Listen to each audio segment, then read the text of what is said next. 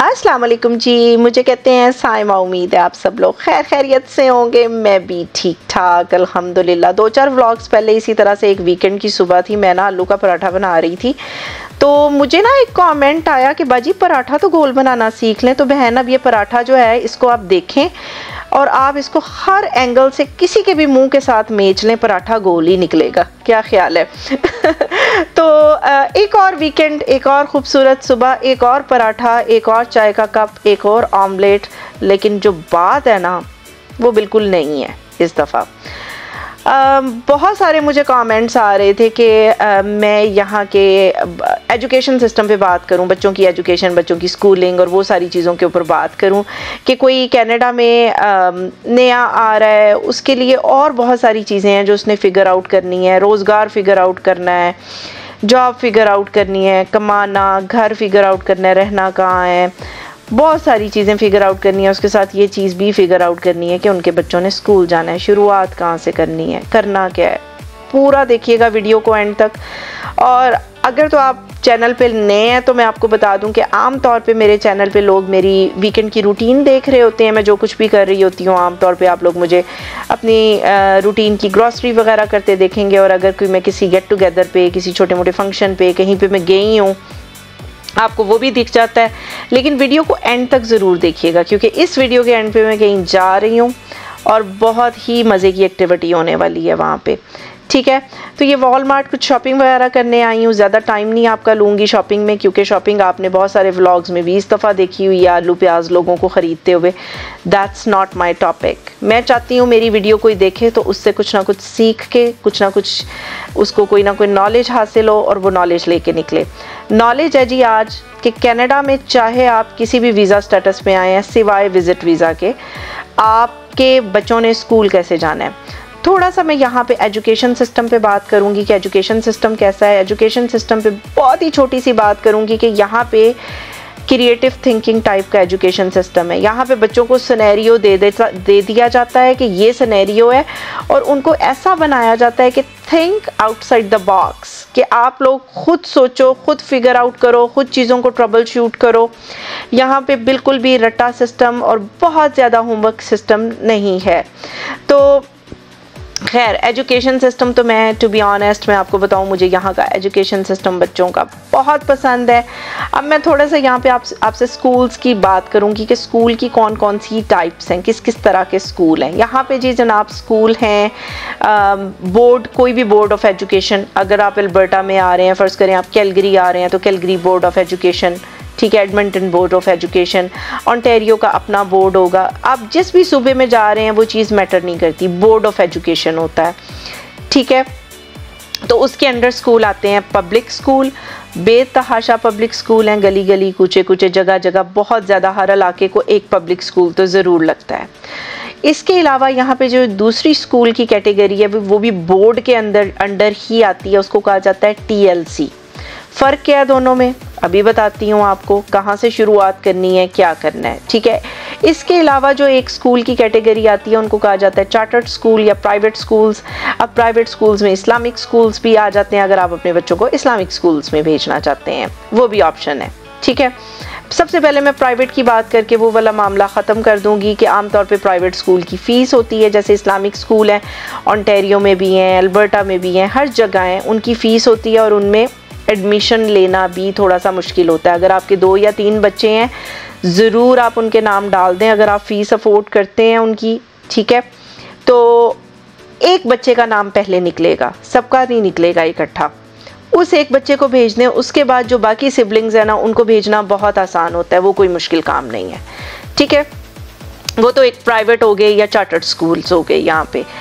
अब बात करते हैं जी पब्लिक स्कूल की। आम तौर पे जो नए आने वाले लोग होते हैं कनाडा में वो पब्लिक स्कूल की तरफ अपने बच्चों को भेजते हैं, क्योंकि उसकी बहुत सारी वजूहात हैं। आपने आते ही गाड़ी नहीं ली है, आपको यहाँ का ट्रांसपोर्ट सिस्टम समझ नहीं आया। पब्लिक स्कूल मैंने कहा है कि आप जहाँ भी रहते हैं हर इलाके में बहुत करीब करीब पब्लिक स्कूल्स मिल जाते हैं बच्चों को।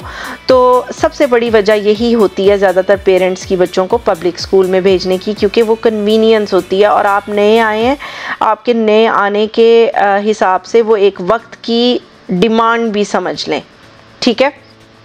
तो उसमें रजिस्ट्रेशन का आप लेने आए हैं। अब आप फ़र्ज़ करें अगर तो आप पीआर आए हैं तो फिर तो कोई मसला ही नहीं है, आपके बच्चों की बिल्कुल फ्री यहाँ पे एजुकेशन है। वीज़ा स्टेटस आपका मैटर नहीं करता, चाहे आप पीआर आए हैं या यहाँ आप स्टूडेंट आए हैं, स्टूडेंट के बच्चे हैं, स्टूडेंट के बच्चे भी फ्री ही पढ़ेंगे, या आप वर्क परमिट पे आए हैं, उनके भी बच्चे यहाँ पे फ्री ही पब्लिक में एजुकेशन लेंगे। यहाँ पे एजुकेशन बिल्कुल फ्री है बच्चों के लिए। पीआर का तो सीधा सीधा हिसाब है परमानेंट रेजिडेंस का।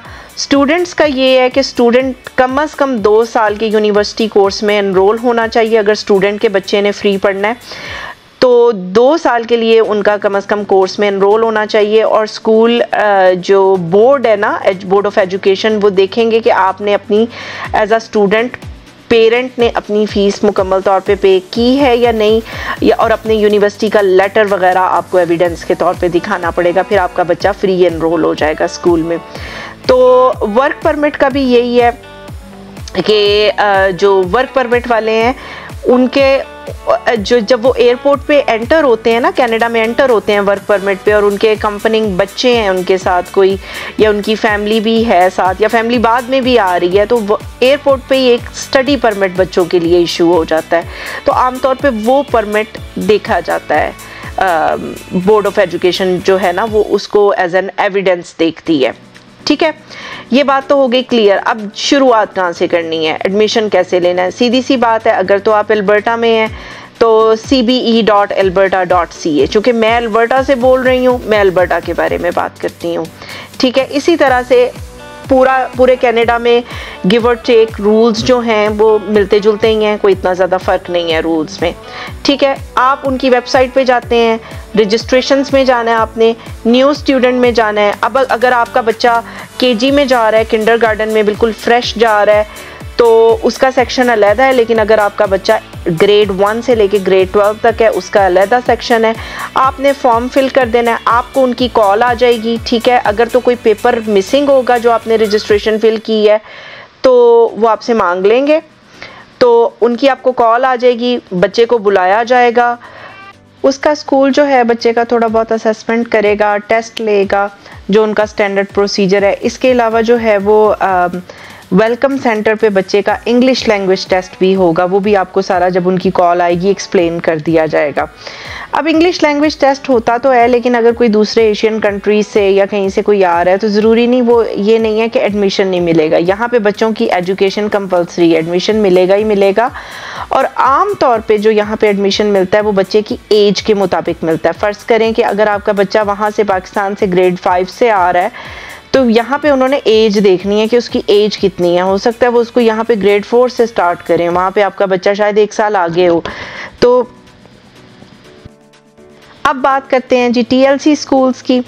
टीएलसी स्कूल्स का ये है कि वो भी बोर्ड के अंडर ही आते हैं और totally free of cost education है, लेकिन उन स्कूल्स की तादाद कम है पब्लिक स्कूल्स की निस्बत। जैसे पब्लिक तो हर इलाके को एक स्कूल लगता है, और टीएलसी स्कूल्स में एडमिशन मिलना, वेटिंग लाइन जो है वो बहुत लंबी होती है, बहुत मुश्किल होता है। लेकिन आम तौर पे हम जो एशियन पेरेंट्स हैं ना, उनकी बड़ी कोशिश होती है कि बच्चों को एडमिशन जो है वो टीएलसी में मिल जाए। टीएलसी है ट्रेडिशनल लर्निंग। ये एशियन पेरेंट्स का इतना फेवरेट क्यों होता है टीएलसी? क्योंकि इसमें यूनिफॉर्म होता है, होमवर्क बहुत ज़्यादा मिलता है, क्योंकि हमारा होता है कि बच्चे को होमवर्क बहुत ज़्यादा मिल रहा होना, इसका मतलब लर्निंग हो रही है। हालांकि पब्लिक स्कूल भी बहुत अच्छे होते हैं, बहुत अच्छे होते हैं, लेकिन पब्लिक स्कूल से ये डिफरेंस है कि पब्लिक स्कूल में बच्चे को होमवर्क नहीं मिलता या कम मिलता है, यूँ कह लें।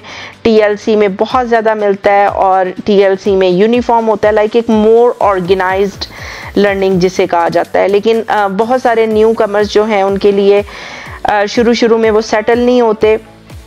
बच्चे की कम्यूट करना, बच्चे को दूर लेके जाना कहीं, क्योंकि टीएलसी अगर कम है तो वो आपके इलाके से कहीं दूर भी हो सकते हैं, तो वो चीज़ें मुश्किल होती हैं पेरेंट्स के लिए मैनेज करना शुरू में। लेकिन दोनों में, पब्लिक में और टीएलसी में बेसिकली फ़र्क ये है। और टीएलसी में ये है कि ग्रेड 1 से ही फ्रेंच लैंग्वेज सिखानी शुरू कर दी जाती है, जबकि पब्लिक में शायद ग्रेड 4 से शुरू होती है। तो ये दोनों में फ़र्क होता है उन दोनों में।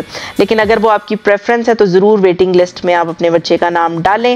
मैंने जहां पहुंचना था मैं पहुंच के, यहाँ पे एक सरप्राइज बर्थडे पार्टी थी। इन्होंने, मेरी फ्रेंड है बहुत अच्छी, इन्होंने घर लिया है नया, तो उसी के लिए इन्होंने हमें इनवाइट किया था, लेकिन वहाँ पे जाके हमें पता चला कि वहाँ पे बर्थडे भी सेलिब्रेट हो रहा है, तो वो भी एक बहुत ही एक्साइटमेंट होगी। मेन्यू आपकी स्क्रीन पे है, ज़बरदस्त किस्म का।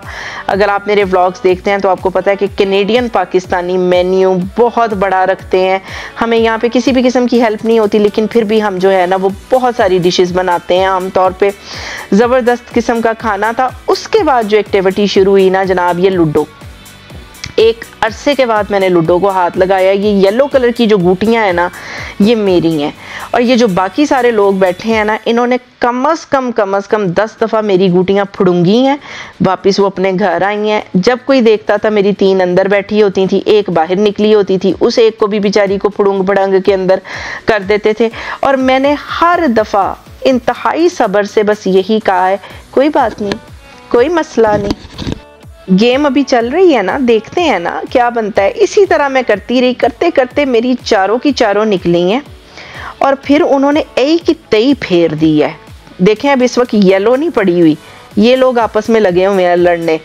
तो सबसे एंड पे मतलब मेरा तो तवा ही लग गया था ना कि मेरी जैसी कोई गिटी निकलती थी मार देते, जैसी कोई गिटी निकलती थी मार, रहम तो कोई करता ही नहीं था ना। फिर उसके बाद जब मेरी चारों निकली है ना, अन्नी फेर दी है मैंने, यकीन जानो। खासकर वो जो ग्रीन वाली है ना, वो तो अपने घर के अंदर जाने वाली थी, और मैंने गिच्ची से पकड़ के उसको फुड़ूंगा। और उसके बाद जो मैंने मारने कुटने की वारी ली है ना, वो वारी लेके ना मेरा ख्याल है 3 छिक्के आए हैं, और मैं सीधी अंदर पहुंच गई हूँ अपने घर में, और पुग पगा के फारिग होके बैठी हुई हूँ।